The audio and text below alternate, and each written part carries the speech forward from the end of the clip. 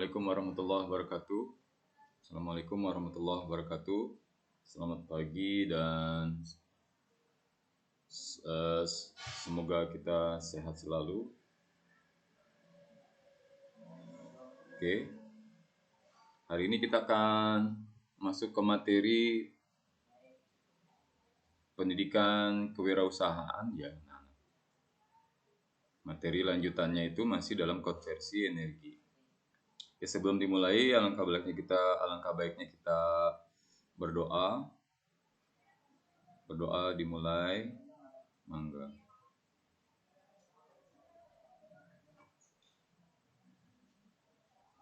Oke, selesai. Oke, anak-anak, kita coba untuk masuk ke lanjutan dari materi konversi energi, tapi ini di pembahasan pada kesehatan dan keselamatan kerja K3.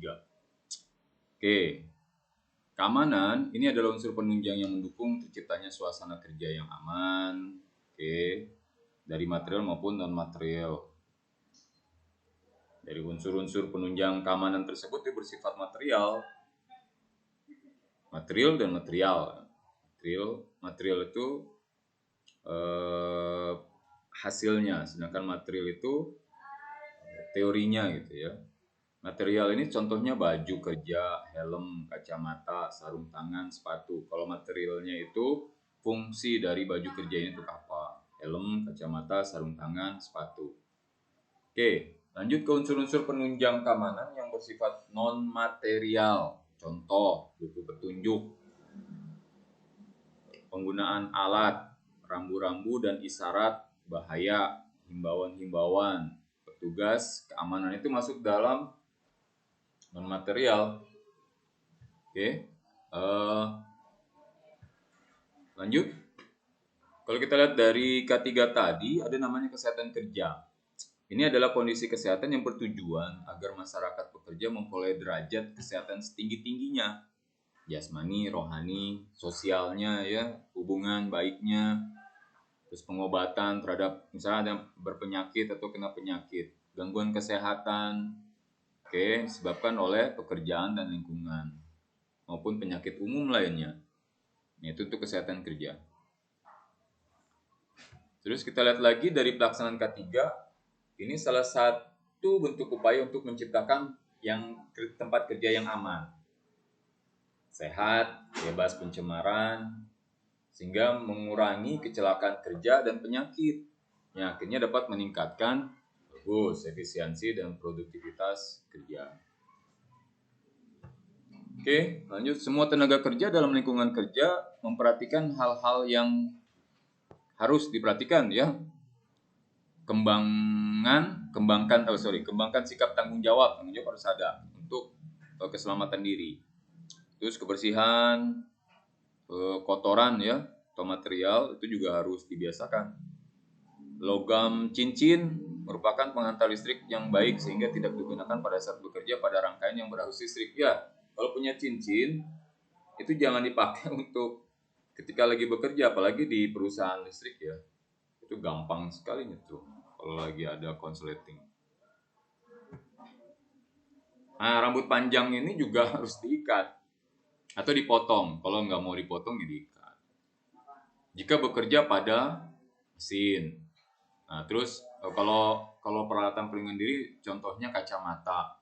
Nah, ini biasanya untuk peralatan di perusahaan-perusahaan yang seperti alat kimia gitu ya.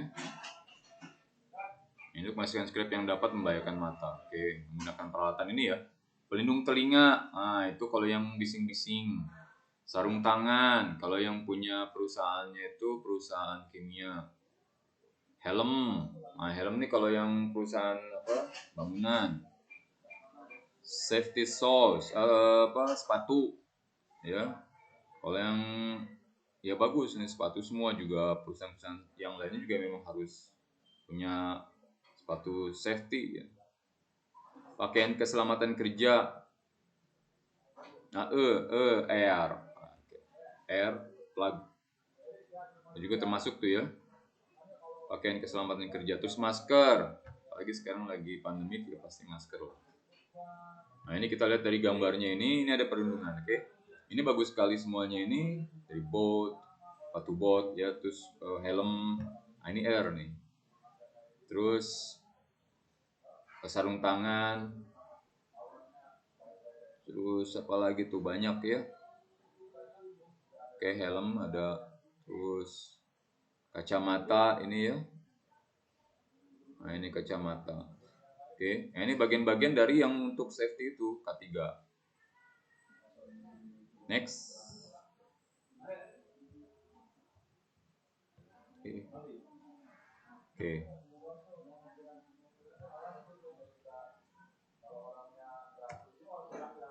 Nah, pengemasan produk bidang konversi energi, ada pengemasan. Fungsinya untuk mengemas ya barang-barang yang ada. Nah, itu dibuat semenarik mungkin dan punya ciri khas untuk apa namanya pengemasannya. Membuat informasi yang jelas dan jujur pasti ya BP POM. MUI itu penting tuh. Menarik. Oke, menarik itu dari desain, warna, bentuk, komposisi yang imbang. Ukuran dan material bahan sesuai kebutuhan. Berarti kalau misalkan kamu membuat sendal jepit, ya apa kemasannya ya seukuran sendal jepit, jangan seukuran apa namanya karung ya, gedean. Bahan terbuat dari material yang tahan terhadap perlakuan saat pemindahan. Betul. Kalau misalkan ada bahan makanan berarti harus sesuai. Misalkan batu ya nggak ada masalah, tapi yang jelas harus bagus kemasannya. Label pada produk informasi yang dibuat pada kemasan biasanya berisikan tentang label ya. Kalau label tuh kalau itu barcode kalau misalkan itu ya. Tapi biasanya label itu dari informasi produk. Misalkan produknya itu keripik. Nah, ya, keripik apa nih? Keripik kentang apa keripik singkong ya. Foto atau gambar produk pasti. Kalau misalkan keripik singkong berarti gambar singkong, jangan keripik singkong gambarnya kentang ya. Kacau jadinya. Logo perusahaan pasti ada logo ya. Alamat produsen pasti kita harus punya alamat. Karena kalau misalkan ada apa pembelian produk secara besar-besaran kan bisa tinggal ke alamat tersebut. Masuk nomor handphone, nomor HP atau apa email, nah itu termasuk ya. Bobot produknya, bobotnya apa nih? Bobotnya misalkan dia bentuk dalam barang apa besar, barang keras atau barang ringan lunak, nah, itu bobot produknya apa? Terus, oke, menghitung titik impas. Menghitung titik impas ini break even point, usaha peralatan konversi energi. Nah, pertama kita sebut dia BEP ya. Ini adalah alat analisis untuk mengetahui batas nilai produksi. Misalkan kamu memproduksi bahan alat nih, itu atau mengetahui batas nilai produksi atau volume produksi suatu usaha untuk mencapai nilai impas. Impas namanya ya. Nah, kita lanjut ke maksudnya apa nih? BEP harga dapat dihitung, BP harga dapat dihitung dengan menggunakan rumus. Nah, ini rumusnya adalah BEP produksi. Untuk produksi ya, untuk menghasilkan produksi itu total biaya dibagi harga penjualan. Ya, total biaya dibagi harga penjualan. Pada BEP adalah suatu keadaan di mana usaha tidak memperoleh laba dan tidak menderita kerugian. Oke. Nah, ini pokoknya nggak menderita kerugian aja ya. Oke. Terus kita lihat ini contoh perhitungan dari komponen biaya dalam suatu proses produksi bulanan dengan masa produksi 25 hari. Ini untuk arang briket maksudnya ya. Jadi kita membuat produksi arang briket. Contoh aja ya. Ini untuk pembiayaan perhitungannya. Nah, untuk pembuatannya mungkin kalian bisa mencari di download pembuatan arang briket. Ya, cuman untuk mencari penghitungan aja pembiayaan. Biaya investasi, ini ada drum alat drum ya, alat produksi itu 1.500.000. Alat cetak 100.000. Oke, per alat cetak itu 100.000. Misalnya ada 2 alat cetak berarti 200.000. Kalau 5 alat cetak ya 500.000. Nah, ini anggapan cuma 1 alat cetak aja ya. Terus tanpa penjemuran. Kalau arang briket itu ada penjemuran juga. Itu tanpa penjemuran. Per 10 tampah itu sama dengan 30.000. Berarti 300.000 dong. Jadi total investasi untuk arang briket ini adalah 1.900.000 kalau total semuanya. Terus biaya investasi. Nah, drum alat produksi ini drum ya, itu 1.500.000. Alat cetaknya 100 per satu alat cetak. Tanpa penjemuran itu 10. Nah, berarti 300. Investasi pasti 1.900.000. Oke. Nah, terus biaya variabel. Maksud variabel apa nih? Semuanya total semuanya itu berapa? Dari berapa persen arang yang akan kita hasilkan? Rendeman bahan tempurung. Nah, ya, bahannya tempurung ya. Itu kan arang tuh kan. Terhadap arang 30%, artinya setiap pembakaran 10 kg tempurung dapat 3 kg arang. Tempurung kelapa 30 kg dikali 25 itu totalnya 1 juta. Nah, kalau kita kalikan berarti hasilnya 750.000. Kanji. Nah, kanji ini 25 hari kalikan 1 kg hasilnya 125.000 per kanji itu 5.000. Tenaga kerjanya 25 hari dikalikan 5.000 berarti 1.250.000. Jadi totalnya untuk variabel itu 2.125.000 nih. Nah, untuk biaya penyusutan itu maksudnya tuh berapa nih penyusutan dari harga yang total modal tadi? Dalam produksi 125.000 per 12. Oke, per 12 per 12. Saya penyusutan itu per 12 ini ya, per 12 drum. Alat cetaknya 12 apa nih di sini? 25 hari. Anggapan dibagi 12 ya. Nah, 12-nya ini adalah 12 apa nih bulan? Mungkin 12 hari ya. Per 12 hari nih. Per 12 hari ya penyusutan. Nah, anggapan per 12 hari aja ya. Alat cetaknya 100.000 per 12 hari. 8.500. Tempat penjemuran 300.000 per 12 hari itu 25.000.